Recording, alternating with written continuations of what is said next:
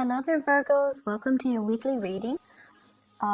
First off, I have a few big messages for you guys. I feel like this is a week where the give and take in a relationship, and it doesn't even matter what kind of relationship it is, imbalances in give and take in friendships, in collegial relationships with work colleagues, co-workers, bosses, and as well as people who are near and dear to you, a relationship partner, a child, somebody that you share space with, whatever it is, whatever those relationships are, the balance in the give and take is going to be very, very crucial. So it's almost like I see this delicate balance. I'm doing this, I'm contributing this, what are you contributing? I don't see you openly saying that, but I feel like you are at a point where you're not going to allow somebody to take advantage of you. You are coming into this sense of awareness that other people are very self-interested and they're going to do the least amount of work and get the most benefits out of situations. And I see, like, in the past you have been aware of it and you're just like, it's okay, it's not the end of the world. But this week it's actually very important. And so look at a situation for what it is. Don't try to rationalize it. Don't make excuses for the other person, and really seeing the situation in its entirety for what it is. Okay. I see a person that you're dealing with, and they're very smart, okay, very shrewd, very smart, and they're kind of like they're kind of like the angel in your eyes, okay, like you have great communication with them, you get along with them, you trust them because they're very intelligent, they seem like very competent and very capable. I see for many of you this is a family member, and I see it can go one of two ways. If it's an enlightened person, so I have here an air sign, Aquarius, Gemini, and Libra. If this is an enlightened person, they're very generous, very giving, very fair, and their concept in life, like the rule of thumb that they live by, is about fairness. Okay, they want people to get what they deserve. So if someone works hard, they want that person to get promoted. If somebody is generous, they will also give their generosity.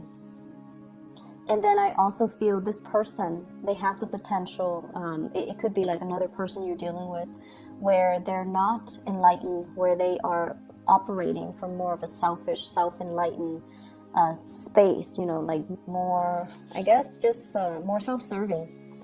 And what I'm feeling is it's all about money with them. It's all about what they can get out of you. So they can be very, very sweet. They can be, they can put on a front where they are very likable, very congenial, very cooperative, just to get something out of the interaction. And I feel like they're like this with everybody, okay? And I feel like you're starting to see it. You're starting to see that it's all a front, but they've been doing it for so long. It kind of surprised you. Like, how could you keep up the charade for so long? How could you, do this for so long and no one knows about it? So I definitely feel like somebody who is very, very self-serving. And it's all a matter of what other people can do for me. What can I get out of this? How can I, kind of like weasel my way into a situation and put on like a shiny facade and just get the most benefits out of it. So that's what I'm feeling. I also feel like in the work environment as well, be careful about taking on responsibilities. You guys have a habit of doing too much for other people, doing too much for a work situation, and then you get taken advantage of. So I feel like you're drawing clear boundaries. You are holding yourself back. We are heading into the holiday season, so a lot of work needs to be finished so that, they don't sit overnight through the long holiday season. So what I'm feeling is there's a lot of meetings, there's a lot of group work and collaboration between you and other people. And everyone is very, very self-serving. So just be careful. Everyone is out for themselves. They're trying to get the big pot, like the big piece of the pie. So if there is a bonus, if there has been, I feel like there's some financial benefits coming to you based on your hard work. So it's not going unnoticed.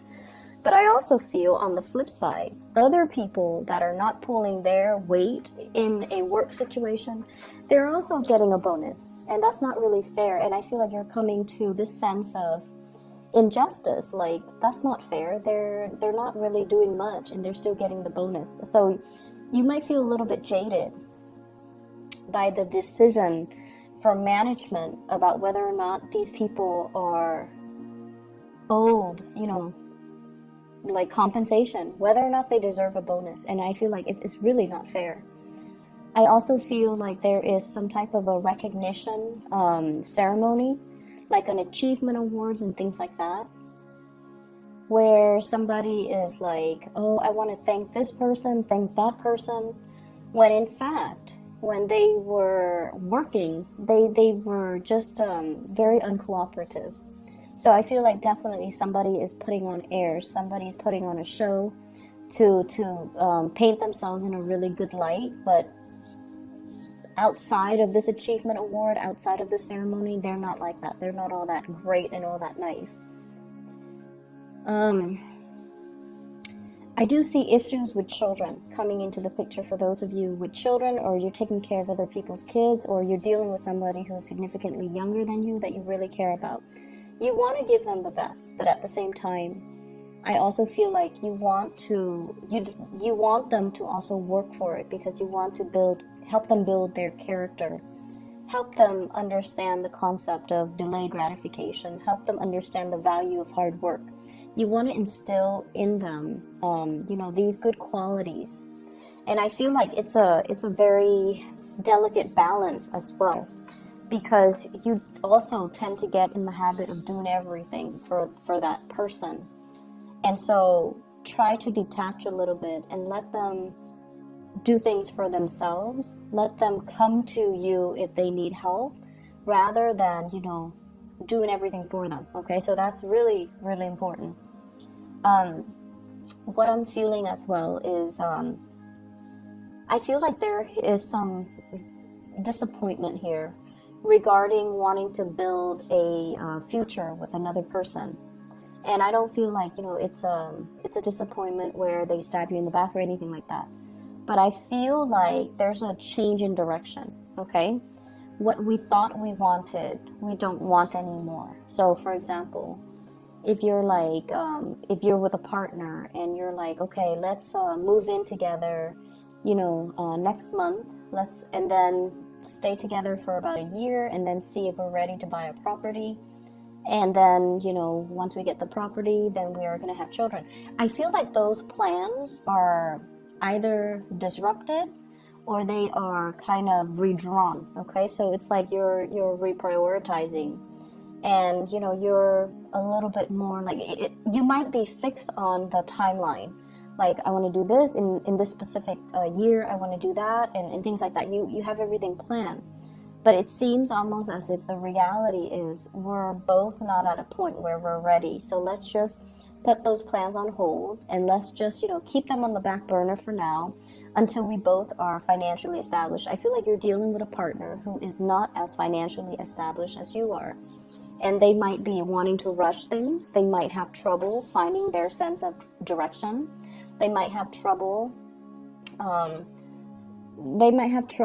with the foundation of their professional life, with their finances. They might not be where you need them to be in order for you to feel safe about creating a future with them. I'm also seeing one person working, and then the other person is like a stay-at-home parent. And I feel like the stay-at-home parent might be at a point where they're like, I want to return back to work. So you have to kind of like accommodate and try to work out how things are going to, look, and how things are going to work, and how that's going to figure into the equation. So I see that element here about you and a significant other, you have already decided on a course of action, and then there's some disruption or there's some changes to that course of action, and you have to kind of sit down and redraw the blueprint, redo things, and to revisit this discussion. I don't feel that is bad, but I definitely feel the times are changing is what I'm seeing. Circumstances change, so we have to learn to be flexible, okay? So I feel like flexibility and just understanding that situations change. So as soon as situations change and you're catching a whiff of these changes, it's really important to have these discussions to kind of rehash the plans. There's no harm in it. I feel like it's a smart thing to do. So, be open to that. I'm also feeling as well health issues when it comes to moms. So I don't know if you have been in touch with your mom. I feel like it's your mom. It's not like an in-law or another female family member. I was getting this with Capricorn with their dad, and I'm getting this with you with your mom. So reach out and see what she's dealing with and if she's okay. I feel like, it would mean a lot, okay? So just reach out to your parents. I'm also getting as well, like property needing to be appraised, or you're anticipating some type of repairs within the household unit, some type of repairs, some type of restructuring, possibly remodeling, making room for more people to move into the household, or fixing up property in order to sell them. So that element is coming through. It's going to work out really well. It's going to work out really well in your favor. And I also see like a big financial windfall, bonuses, commission checks, and things like that. And so financially, I feel like you're in a really, really, really good space. For those who are single, I feel like if you're dealing with an air sign, so this is an Aquarius, a Gemini, or a Libra, they're making a re-entry into your life, okay? And I feel like this is a person that you get along really well with, but for whatever reason, I feel like they might have been in your life, and then they left, and then now they're coming back in, and you're kind of wondering, where were you? Like, what were you up to? And I feel like they dealt with some emotional pain while they were away, and they're over that, so now they're making a comeback. So they're going to be very clear with you. If you ask the right questions, they're going to be clear and honest with you. And then I also feel like an earth sign, Taurus, Virgo, Capricorn. This is somebody who really loves you. Really, really, really loves you. You have a lot of love for them as well. I just feel like financially they're not where they need to be, and they're working on that. They're working on not only to build for themselves. It seems like they're looking at you and they're just like, the Virgo is really prosperous. I'm not on their level. So they might be hesitant about approaching you, asking you out on a date. If you're with this person, they're also feeling like they're not on your level, and they want more for themselves before they can give you a commitment, okay? Which is a really good energy. And so you have some good contenders with you. You have some good people around you, and I feel like, being flexible is a really good quality to kind of incorporate into all the decisions you make this week, so that you don't get, sidetracked or fixed into one course of action, okay? I hope the reading is helpful, Virgos. Once again, I'm really sorry for the delay with your reading. I'm in Northern California. We have a lot of smog from the wildfires, and I've been feeling really sick, just under the weather because of all those particles I'm breathing in. So I apologize. I hope it clears up next week, and my prayers go out to the families and all the people affected, but I will try to get these out early. I should have some free time next weekend to get these out early for you guys. I wish you all the best. Take care.